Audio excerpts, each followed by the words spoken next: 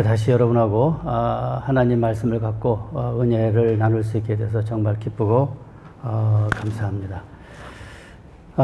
목사님이 말씀하셨지만은 지난주에 그 목사님의 설교가 아주 중요한 아주 소중한 말씀을 주셨습니다. 복음 중에 복음이라는 말씀인데 그 말씀을 듣고 제가 이제 이어서 이 말씀을 우리 담임 목사님 허락받고 이어서 이제 하게 됐습니다.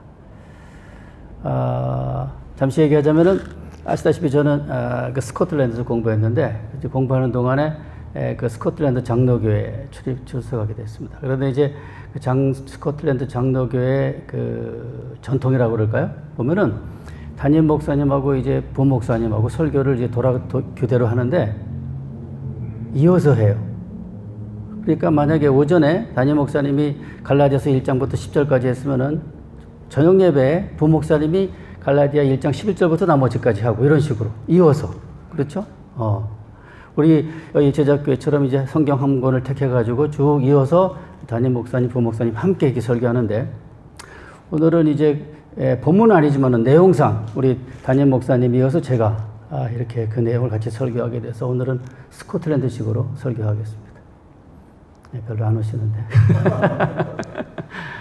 또 한 가지 제가 이제 들어가기 전에 한 가지 말씀을 드릴 것은 오늘 이제 찬송가 615장은 제가 오전에 아침마다 이제 개인 경건 시간을 가질 때 저는 찬송가를 쭉 이제 이렇게 한 장 한 장 이제 불러가는데 이 찬송을 보게 된 거예요.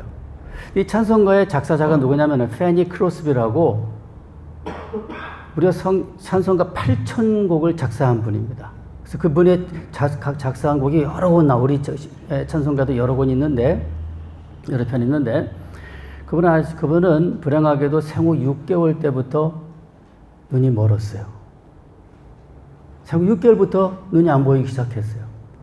그런데 이제 할머님이 들려주시는 말씀을 성경 말씀을 듣고 그가 이제 거기서 포기하지 않고 신앙을 가지고 하나님을 의지하는 가운데 무려 8,000편의 시를 썼고 그것이 다 찬송가가 됐고 그분이 우리는 눈을 떴는지 감았는지 모르지만은 어쨌든 그분의 그 업적이 결과가 열매가 오늘 우리가 찬송가에서 보게 되는 거죠.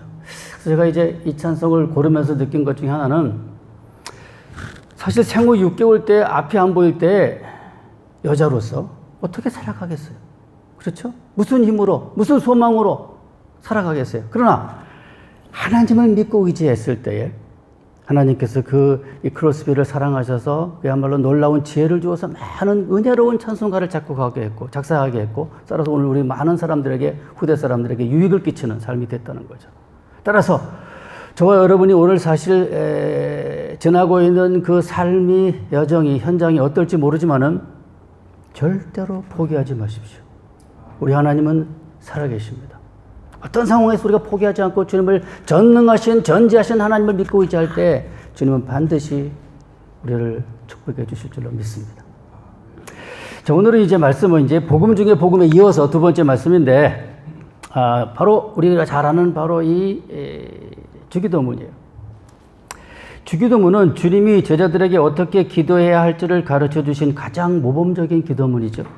따라서 우리가 기도할 때마다 이 주님이 가르쳐 주신 이 기도문을 따라서 기도해야 될 것입니다.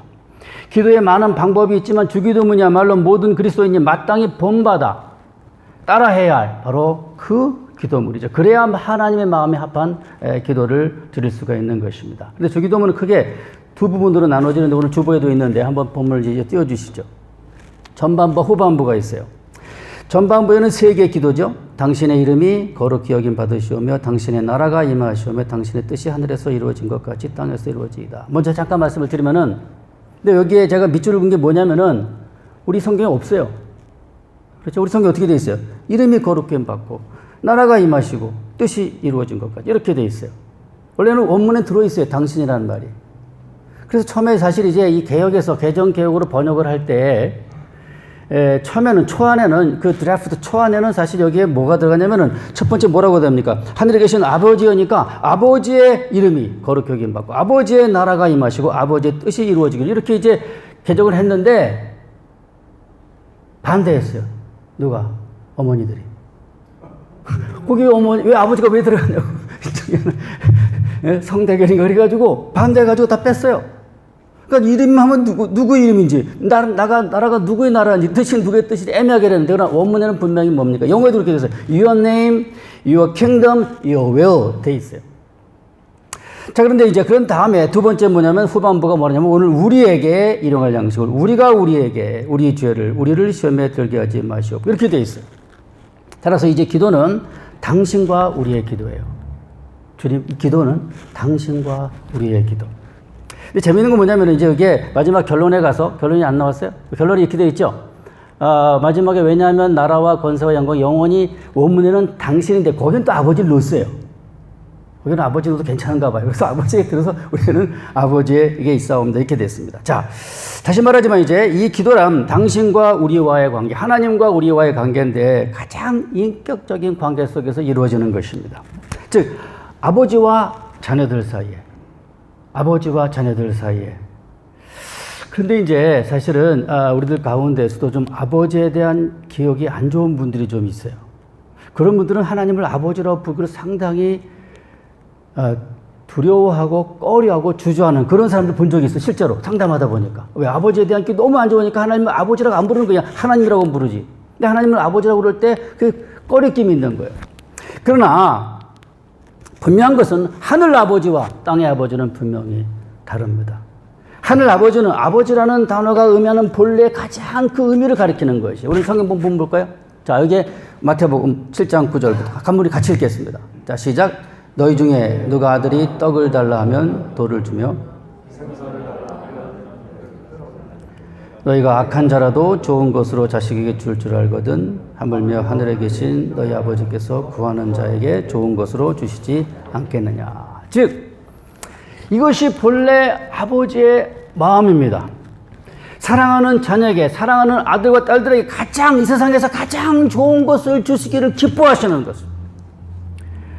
그런 아버지, 그런 아버지와의 인격적 교제가 바로 기도인 것입니다.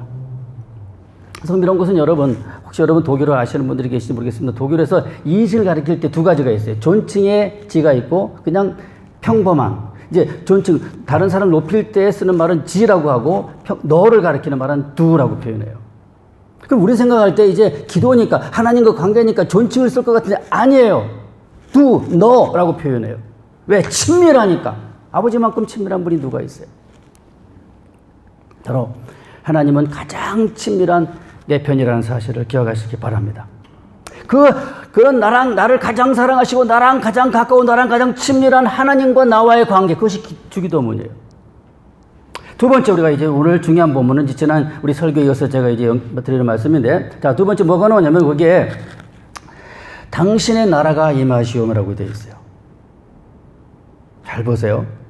하나님의 나라가 내려오도록 기도하라고 가르쳤습니다. 우리를 하나님의 나라로 올라오도록 기도하라고 가르치지 않은 겁니다. 천국에 올라오라고 그렇게 가르치지 않으셨어요. 왜냐하면 만약 우리가 천국에 올라오라 가르치면 우리는 다 뭡니까? 다 죽어야 되죠. 그렇죠? 그게 아니고 하나님의 나라가 내려오도록, Thy kingdom come, 내려오도록 그렇게 기도하라고 가르쳤어요. 자, 이거 관련해서 제가 이제 한 가지 이야기를 하겠습니다. 우리 이제 오늘 주보에도 나와 있는데, 여러분, 김문이라는 소설가 아시죠? 잘 모르시나요? 좀 교양도 좀 쌓으십시오. 칼의 노래, 활의 노래, 그리고 최근에 쓴 남한산성이라는 소설도 있고, 또 이분이 쓴 소설 가운데 흑산이라는 소설이 있어요. 흑산 노래가 흑산인데, 이 흑산이라는 소설의 배경은 1801년 신유박해 때 천주교를 믿은 죄로 유배당한 조선 후기의 문인 정약전과 그의 조카 사위 황사양에 관한 이야기입니다. 한마디로 말해서 천주교인들이 박해받은 이야기예요. 예수님을 믿는다는 이유로 관아에 끌려가서 매맞아 죽고 도망다니다가 굶어 죽은 사람이 태반이었습니다. 그 내용을 보게 되면은 사실은 끌려가가지고 아무런 죄 없어. 예수 믿은 죄밖에 없는데 이 곤장을 맞는데요. 살점이 막 떨어져 나가요. 그래서 그 막다가 죽은 사람도 있고 또 맞아서 돌아가서 그 후유증 때문에 죽은 사람도 있고 그렇게 무서운 매를 맞으면서도 예수 때문에 그걸 참고 견뎠던 사람들이에요. 그래서 이 사람들이 너무 고통이 심하니까 이런 기도를 드렸어요. 우리 주보에도 있는데 한번 보실까요? 한번 우리 올라가지 말고 해보겠습니다. 여기에 제가 읽을게요. 주여 우리를 매맞지 않게 하옵소서. 우리를 매맞아 죽지 않게 하옵소서. 우리를 굶어 죽지 않게 하옵소서. 주여 우리 어미 아비 자식이 한데 모여 살게 하옵소서. 주여 겁 많은 우리를 주님의 나라로 부르지 마시고 우리들의 마을에 주님의 나라를 세우소서. 주여 우리를 배반한 자들을 모두 부르시고 거두시어 당신의 품에 안으소서. 주여 우리의 죄를 묻지 마옵시고 다만 사하여 주옵소서. 주여 우리를 불쌍히 여기소서. 여기서 이제 우리가 오늘 소기도문과 연결된 부분이 뭐냐면은 이렇게 기도합니까? 그들이 겁 많은 우리를 주님의 나라로 부르지 마시고, 주님의 나라로 부른다는 게 뭡니까? 다 죽는다는 얘기잖아요. 인간적인 목숨이. 그게 아니고 우리들의 마을에 주님의 나라를 세우소서. 이렇게 기도하는 거예요. 그런데 이제 오늘 주님 본문 보니까 주님은 이 주기도문에서 뭐라고 말하냐면 하나님의 나라가 이 땅에 내려오도록 기도하라고 그렇게 가르치셨던 것입니다. 그러면은 과연 하나님의 나라가 이 땅에 내려온다는 것이 무슨 뜻일까? 우리는 이제 이것을 좀 더 설명하기 위해서 그 다음 절을 봐야 돼요. 그 다음 절에 뭐라고 되어 있어요? 당신의 뜻이 하늘에서 이루어진 것 같이 땅에서도 이루어지이다. 이렇게 봤을 때 이 나라와 뜻은, 하나님의 나라와 하나님의 뜻은 같은 동요로 사용되고 있습니다. 여기서 우리가 이제 나라라는 말을 알 필요가 있는데, 나라, 영어로는 이제 킹덤이라고 되어 있는데 헬라 원어로는 바실레이아라고 돼요. 바실레이아. 이 바실레이아라는 말은 그러나 이 신약 성경에서 영토, 장소를 가리키는 개념만이 아니에요. 동시에 뭐예요? 주권, 다스리심, 지배, 통치를 가리키는 말이에요. 두 가지 의미로 다 쓰이고 있어요. 하나님의 나라라고 하는 것이 꼭 어떤 장소와 영토만이 아니라 하나님의 통치, 하나님의 주권, 하나님의 다스리심, 그것이 하나님의 나라예요. 그렇다면 위의 기도문은 하나님의 통치가 하늘에서 이루어진 것처럼 땅에서도 하나님의 통치와 하나님의 주권이 실현되도록, 하나님의 다스림이 실현되도록 기도하라고 가르치신 것입니다. 이것이 바로 주기도문의 핵심이에요. 주기도문은 따라서 하나님의 나라에 관한 기도입니다. 하나님의 통치와 주권과 다스림에 관한 기도예요. 또한 이 본문을 보게 되면 뭡니까? 하나님의 뜻이 하늘에서 이루어진 것처럼 어디서 이루어지라고 이렇게 기도, 어디에서? 땅에서. 하나님 관심은 땅에 있어요. 왜? 이 땅에 당신이 사랑하여 창조한 인간들이 있기 때문에, 사람들이 있기 때문에. 그 사람들이, 자기가 사랑하는 사람들이 사는 이 땅에 하나님은 관심을 갖고 있는 거예요. 우리는 사실 하늘에 관심이 많죠? 또 마땅히 그래야 합니다.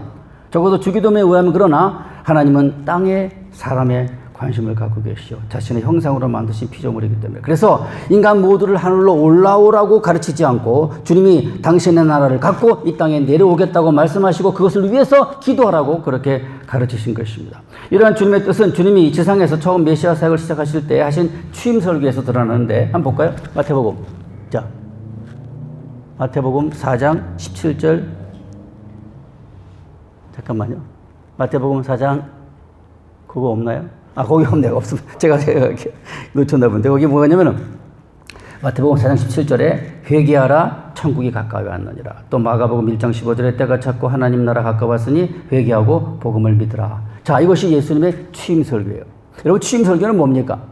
어떤 그와의 관계, 역시 예배고 제사라는 사실을 말씀을 드렸어요. 어떤 사람이 성령 충만한 사람인가? 기도 많이 하는 분 맞습니다. 그러나 뭡니까? 그게 전부가 아니고 오늘 말씀에 가면은 이렇게 어려운 이웃들을, 가난한 이웃들을 돌보고 구제하는 사람 역시 하나님이 기뻐하는 사람이고 그런 사람이 경건하고 영성이 충만한 사람이라고 우리는 말할 수 있을 것입니다. 자, 이제 오늘 말씀을 정리합니다. 오늘 우리는 주기도문에 대해서 하나님의 음성을 들었습니다. 주기도문은 산상설교의 핵심으로서 그 주제는 바로 하나님의 나라입니다. 주님은 하나님의 나라가 이 땅에 내려오도록 기도하라고 가르쳤습니다. 어떻게 내려오는가? 귀신 추방을 통해서. 어떻게 오는가? 이 땅의 모든 가난하고 불우한 이웃들을 도움으로써 하나님의 통치와 주권과 다스림이 실현될 때에 바로 그곳에서 하나님의 나라가 내려오는 것이고 하나님의 나라는 우리의 이런 헌신과 순종을 통해서 성취되고 완성되는 것입니다. 주기도문은 주문이 아닙니다. 주기도문은 삶입니다. 아무쪼록 우리 주기도문대로 살아서 주님의 뜻을 이 땅에서 이름으로 말미암아 하나님의 나라를 실현해 나가시는 성숙한 주님의 제자가 되시기를 주님의 이름으로 축원합니다. 기도하겠습니다. 은혜로우신 하나님 아버지, 오늘 주기도문을 통해서 주님께서 오늘 제자교회의 교인들에게, 성도들에게 들려주고자 하는 음성을 전해주신 것을 진심으로 감사합니다. 이 말씀을 잘 깊이 기억해서 하나님 이 땅에서 우리가 하나님의 뜻을 하늘에서 이루어진 것처럼 이 땅에서 이루어지는데 우리의 헌신과 노력이 필요한 줄 알고 또 그렇게 기도하며 나아감으로 말미암아 참으로 이 땅에서 우리들을 통해서 하나님의 뜻이 성취되는 그런 축복의 도구들이 되도록 저희를 인도하여 주시옵소서. 예수님 이름으로 기도합나이다. 아멘.